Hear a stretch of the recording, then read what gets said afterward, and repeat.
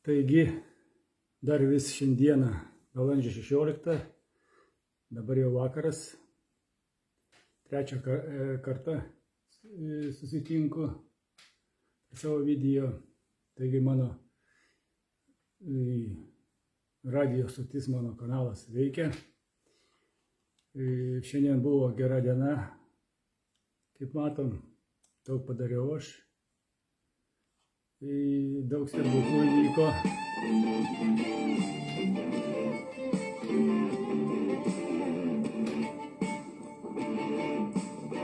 Gerai, kad spėjau ryte ir per pietus vidurdienį detalės paaiškinti, nes kuo vėliau papasakoju, to daugiau detalių tenka praleisti.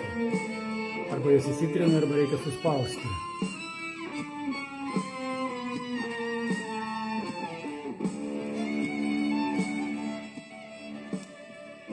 Rytoj bus nauji mūsų reikalai. Ką parodė mano rodikliai šiandieną, mano rodiklių navigacinėje sistemoje. Šiandieną įvykdžiau savo pasiekimų rodiklius 76 procentai, gan nemažas. Pasiekimas, kai dabar, kaip sakyti, kad jau visi, kaip žinome, mėnesį aš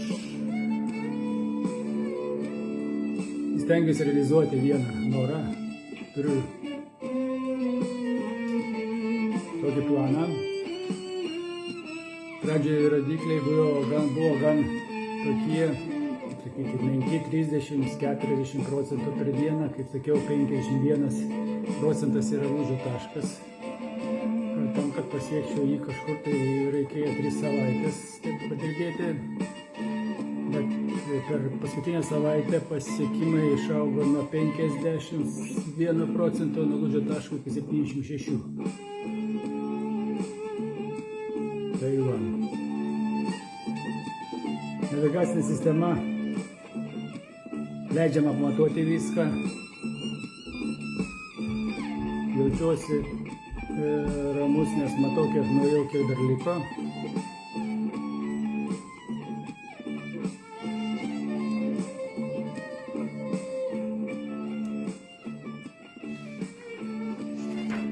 Tai diena šiandieną buvo tuo gera, kad daug pasisekė man pasakyti, paaiškinti. Navigacinė sistema, apie kurią pradėjau kalbėti, jinai parodo mums, prie ko per dieną nereikia parkuotis. Nes paskui ten mes įklinksime ir prarasime daug laiko ir kitų resursų. Navigacinė sistema parodo, kur mes prarandam savo laiką, fokusą, daug kitų svarbių dalykų. Tai va dabar šiandieną pasakius taip, kad spidometras parodė man 76 procentus, tai yra labai gerai.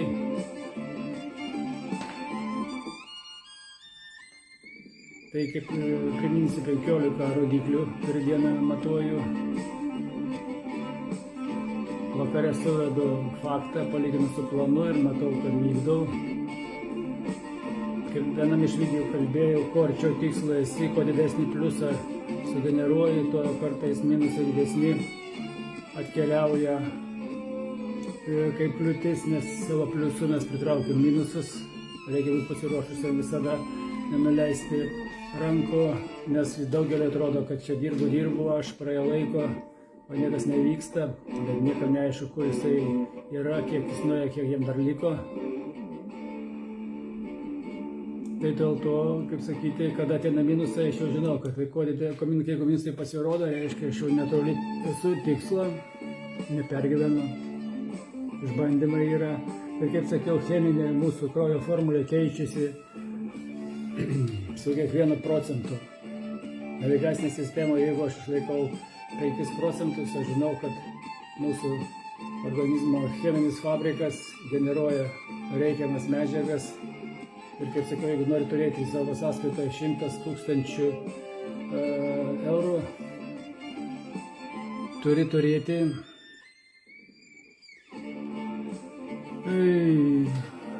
arba, kaip sakyti, sukurti tokią savo vidinę būseną, savo cheminę kraujo formulę, kuri atitiktų to žmogaus, kuris turi 100 000 savo banko sąskaitoje. Todėl, kaip sakant, atrodo, ką mes ten matuojam su rodikliais, kokius ten spidometrus, apie ką kalbame ir apie ko čia kraujo formulę, bet kaip sakiau, mūsų kiekvienas naujas įprotis formuoja mūsų naują asmenybę.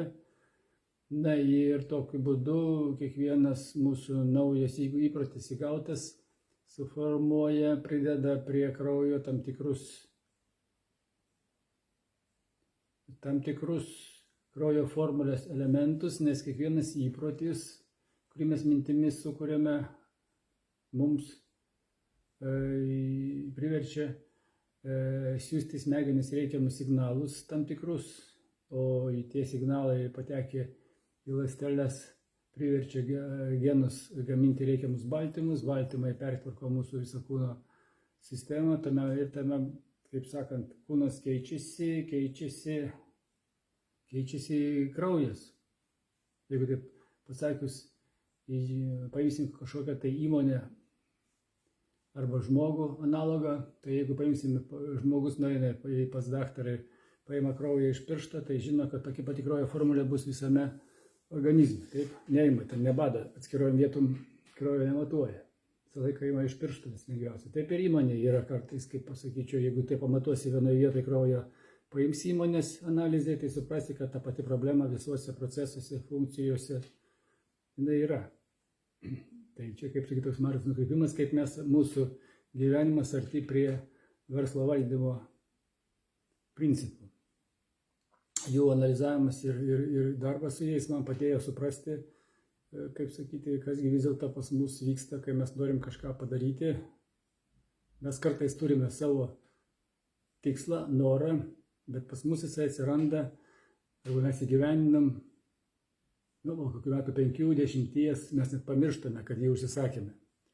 Bet jis po tiek laiko pas mus atsiranda ir tokiu būdu mes iš visų tų gyvenimo lego kaladėlių susirenkame dabartinį savo gyvenimą, savo būseną, sveikatą, pinigus ir visas kitas sudedamąsias dalis, viskas, kas pas mus yra aplinkui, kiekvienas daiktas, žmogus, įvykis arba tai kažkokie dalykai, jie yra mūsų surinkti mašina ir visa kita, tai yra surinktų mūsų norų suma šiai dienai. Tokiu būdu mes sudarome savo praeities viduj šabloną ir kiekvieną rytą atsikėlę mes patenkame į tas pačias sąlygas, tuos pačius veiksmus atliekame, tą darbą tą pačiu keliu važiuojame, dėl to mes labai sunkiai išsivaduojame iš praeities ir kažką naujo sukurti mums vėl reikės 5 arba 3, 5, 10 metų laukti. Kaip sakiau, kodėl naudoju aš tą navigacinę sistemą, man reikia viską gauti greitai ir be didelių pastangų. Daug metų didelės pastangos, gyvenimas plaukia. Mano navigacinė sistema padeda pasiekti viską, ką nori, neribotai, visata mūsų neriboja noruose. Priklauso nuo noro dydžio periodas laiko bus, bet kitas uždavinys yra pasiekti be didelių pastangų, nes darbuose mes, kaip sakant, dedam daug pastangų, ariame, plėšomės, kankinamės patys ir kankiname kitus. Rezultatas, aišku, yra toks, kokį šiandien turime, kaip pasakyčiau, kaina, kurią mes ten sumokėjome, tai ką įsigijome, yra per didelė. Gyvenimo dėsniais reikiuoti kitaip. Žmogus turėtų būti laimingas, bet dėja, kada visi principai gyvenimo realizuojasi per darbą, per sistemą, tada automatiškai mes prarandame daug dalykų, nes gyvenam taip, kaip mus mokė mokykloje, aukštojoje, vidurinėje, kaip elgiasi kaimynai, visuomenė, ir tas mūsų fizinis gyvenimas dominuoja, o dvasinius dalykus mes ten patruputį įsisavinam, atėjus tam tikram amžiui, bet vėlgi ta kasdienybė praeities mus įtraukia į buvusį gyvenimą ir sukurti naują gyvenimą nėra taip paprasta, nes, kaip sakant, trūksta įrodymų, kaimynai ne taip gyvena, darbe kitaip vis dėlto mūsų atplėšia, reikalai atima laiką. Tai klausimas, kaipgi prie visų šitų dalykų dar kartą išmokti tai, ką mums reikia, kad padėtų mums viską gauti greitai ir be didelių pastangų. Vienas dalykas yra norėti, o kitas dalykas turėti. Tai galima norėti pusę gyvenimo, bet kai jau turėsi, galbūt tau nebebus kada į to ir pasidžiaugti. Taigi, ta navigacinė sistema, kurią kalbėjau, jinai man parodo, per kiek laiko, kiek aš nuėjau kelio, nes daugelis žmonių nueina 80% kelio ir likus ten mažai atkarpai viską meta, nes pamiršta, o kiekgi aš jau nuėjau, nėra orientacijos, galvoja, aš tiek ilgai buvau geras, teisingas ir visa kita, o nieko negavau, ką norėjau, ir nusivylė ir palieka. Tai čia yra tokia liga, arba tai ėjimo būdas, kai apgraibom eini, nežinai, kiek nuėjai, tai nusivylę žmonės palieka. Apie 80–90% žmonių tos paskutinės kelio atkarpos ir neįveikia. Matau aš šitą, matau per dieną, kokių ten emocinių, taip sakysiu, torpedų, tai būna įvairūs įvykiai, torpeduoja mus, pakiša mintis, įvykiai, reikia atsisakyti ir atsargiai su jom elgtis, nes paskui trauks, kur mūsų dėmesys, ten mūsų energija, o mes žinom, kad mūsų tikslui užvirinti per dieną reikia išlaikyti 51% fokuso tarp visų įvykių. Tai tokius problemas vadinu emociniam torpedam, sukelia emocijas, jos valgo mūsų energiją, mes apie jas galvojam. Dar naudoju tokį terminą laiko rykliai, tai kažkokia tai atsidaro žmogus knygą, linkas iššoko, įdomu, nuotraukėlę paspaudė, filmukas, na taip, žmogaus dėmesį ir visi atima, nes dabar kova vyksta ne už pinigus, net ne už klientus, kaip anksčiau būdavo visai neseniai, dabar visi kovoja už dėmesį. Reklama, televizija kovoja už dėmesį, partijos kovoja už dėmesį, ką tenai susikoncentruoji, ten tu tenais ir tiem dalykam tarnausi. Muzikinė žvaigždė savo pusę traukia dėmesį, tai va tokiu būdu žmogus visi traukia, stengiasi užimti žmogaus dėmesį. O mes jaučiamės labai jau laimingi, kadangi ten kažkur tai pataiko į tai, kas mums sukelia euforiją, o dirbti su savim kiekvieną dieną, kaip sakyti, susikoncentravus yra nuobodu ir neįdomu. Nors norisi turėti daug gerų dalykų. Tai va, kaip sakiau, ką paminėjau, tokius dalykus kaip laiko rykliai, emocinės torpedos matuoju, koks dar rodiklis yra pas mane. Na, kaip sakant, 3 kartus per dieną turiu medituoti tam, kad pagaučiau jausmą. Per 20 minučių tai būtų 1 valanda per dieną, bet aš kartais daugiau paskiriu, kuo ilgiau medituoju, tuo geriau, greičiau pasieksiu tikslą. Meditacijos vyksta, pirma meditacija nuo 6 iki 8 tame tarpe turėtų įvykti, kita per pietų, taip nuo 14 iki 16, na, trečia nuo 19 iki 21. Šituo metu atsidaro tam tikri energetiniai portalai, kaip matom 3 kartus, ir žmogus turi tuo metu, kaip atsidariusi langą, įmesti savo noro voką į tą kvantinį lauką. Net ir gaunasi 3 kartai. Klausia, kodėl 3 kartus būtinai, gal užtektų 1, tai supraskite, kad jeigu 3 kartus pradarė duris, turi siųsti visą tai žinią, o nesėdėti, nes visą tą 3 kartus per dieną laukia mūsų noro vibracijos, o mes tuo metu keikiame arba raudame. Tai va tokie dalykai. Kitas dalykas, kai 3 kartus premedituoji, tu vėl sukeli tą pačią rezonansinę alfa arba teta smegenų bangą ir paskui ją gali palaikyti savo fone, dirbdamas kitus darbus, nepasimiršta tai, nes ryte, kai nors medituosi labai stipriai, tai kas iš to, kad ten 1 kartą gerai pavalgėjai, o 5 kartus nuodingų maistų pasitenkinai, tai vienu žodžiu niekas iš tokio dalyko naudos nebus. Tai va, kaip sakyti, meditacijos laikas, aišku, dalykas turi būti dėkingumas, visada reikia dėkingumo už tai, ką turi. Ir net už tai, ką dabar gausi, tai įsivaizduok, kad jau turi, nes tai leidimo dėsnis. Ir va, visa navigacinė sistema matuoja šitų dėsnių taikymą. į vieną sistemą tai suplaukia ir rodikliais susijęta priežasčių pasiekmės ryšiais rodikliai. Tokia subalansuota rodiklių sistema, jinai padeda pasiekti tai, ką noriu. Galvoju apie tai parašyti antroji savo knygoje, tačiau visi, kaip sakyti, rašymai atima laiko, taip kol kas tai planus neįtraukiau. Dėl to per video kažkokius taip papasakoju dalykus. Galbūt ateis tas laikas, kada visas tas rašymas užims mažiau, kaip sakyti, sąnaudų ir bus jam atėjęs laikas įgyvendinti tą dalyką. Dabar svarbiausia įgyvendinti man savo norą. Ten visi lūkesčiai mano turi būti patenkinti. Na, o kaip man ten sekasi, pasakoju savo video dalykuose ir kažkam tai padės po truputėlį susigaudyti, kas kaip ir kur 21 amžiuje mūsų gyvenime yra svarbu nematomai mūsų dvasiniai pusėje. Tai kaip kas atidžiai seka, tas jau suskaičiavo kai kurios rodiklius, žino apie ką kalbu, kitose video paskaitose detalizuosiu detaliau, prie kiekvieno rodiklio sustosiu. Na, ką dar galiu pasakyti iš tos gražios sistemos pusės šiandieną, kad, kaip ryte pasakoju, kai su Mindaugu realizavau vieną norą nuo penktadienio iki trečiadienio, ten detaliai viską nupasakojau, tai buvo iš tikro gyvenimo.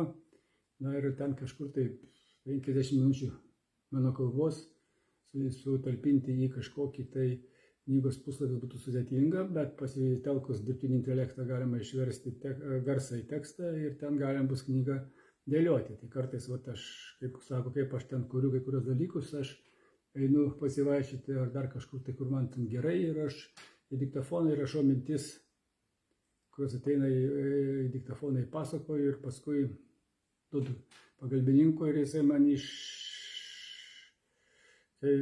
paima ir padaro įrašo vardo tekstą, kad galima būtų sumesti į Facebooką, kitus ten straipsnius ir knygą įdėti. Tai rašymas svarbus yra pasakoti į diktafoną. Kartais pasiseka paklausyti, kartais neužtenka laiko, bet jeigu tai kryptingai dirbi, tai tokios medžiagos, kaip pasakant, ar ranka užrašytos ant popieriaus arba įkalbėtos, ne vis dėlto grąžina į tą vietą, kada buvo ta tema, klausimas nagrinėjamas. Dabar, kaip sakant, mūsų telefonai turi visas funkcijas, galimybės, mobilus ofisas gatavas. Tai vienas susireguliavus joje tą visą navigacinę sistemą, visiškai nesunku pasiekti savo norus, kaip sakiau, per 2-3 mėnesius, kaip sakyti, tas startinis pasiekimo paketas gali būti įgyvendintas, kad suprasti, kaip toliau kitus norus didesnius su laiku įgyvendinti. Svarbiausia, pirmieji žingsniai. Tai va tokie šiandieną buvo pastebėjimai. Rytoj 17 diena bus, aišku, vėl tokia ypatinga. Balandžio dienos tokios dabar svarbios. Po visų kovo mėnesio planetinių išsirikiavimų ir kitų įvykių. Bet planetas daro savo darbą, o mes juose turime išlaikyti savo kelią, kryptį, nes visas tos vibracijos, jos atlieka savo vaidmenį, kaip kalbėjau, rezonansai, planetos skaičiai, visa kita aplinkui, jie tegu egzistuoja, bet kas mums svarbiausia, kuo didesnius skaičius užvirinti savo banko sąskaitoje, nesvarbu, kiek tenais Merkurijus, Plutonas arba Saturnas vibruoja. Tai reikia žinoti, kad, aišku, planetos jos turi įtakos mūsų savijautai, dienos įvykiams ir visiems kitiems gamtos dėsniams. Tai turbūt šiandieną bus tiek. Rytoj papasakosiu, kas vis dėlto pasikeitė po šios dienos gerai atliktų darbų. Pasakysiu, ar man pasisekė rytoj išlaikyti 76% rodiklio pagrindinę per dieną, ar padidinti. Ir vis dėlto kažkokie tai įvykiai torpedavo ir procentai sumažėjo. Bet dabar svyravimai būna nedideli, Jeigu 5 procentus prarandi per dieną, jie nėra tokie sudėtingai gražinti, negu kai buvo pradžioj. Pradžioj, jeigu 5 procentus praradai, tai atstatyti situaciją reikėdavo labai ilgai. Mes skaitykim 3-4 dienos, o dabar galima atstatyti, kuo toliau, tuo greičiau atsistato viskas į seną vagą. Per vieną dieną 5 procentai galima grąžinti, jeigu kažką tai praeitą dieną neišlaikai kažkokio tai eksperimento egzamino.